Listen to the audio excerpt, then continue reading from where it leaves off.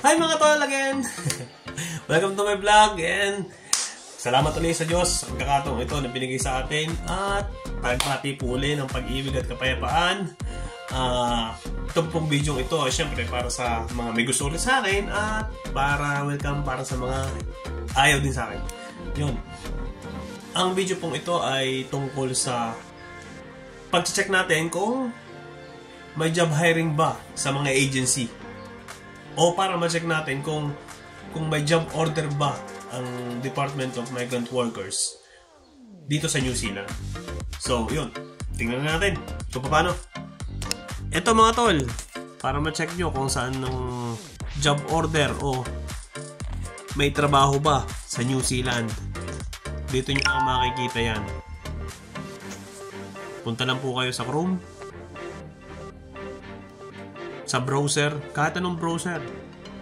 Yan. Type nyo lang sa search engine yung dmw.gov.ph.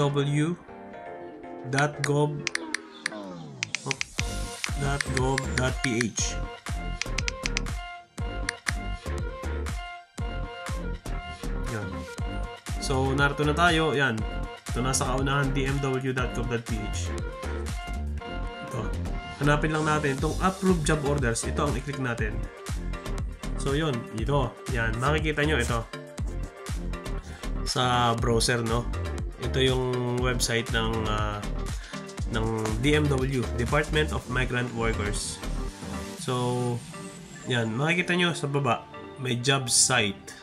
So, which is yan yung lugar kung saan nyo gusto magtrabaho. Pipiliin natin sa job site. And then, New Zealand, syempre.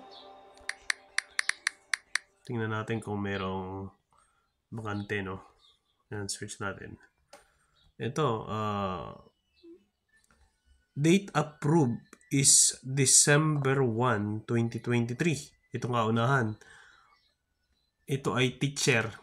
Yan. Ito yung mga job order. So, narito din yung name ng agency, which is First Dynamic Personnel. Saka yung position nga, job order class, regular accreditation, yung principal o yung pangalan ng pupuntahan nyo rito employer. Yun guys, no? Ganun lang kung paano i-check ang job order sa DMW. So yun, salamat po sa Diyos. Nawa po ay nakatulong ako sa inyo. Kung may mali po ako nasabi, patawad po at kayo na lang po ang magtama sa aking pagkakamali. Maraming salamat po sa Diyos. See you next vlog!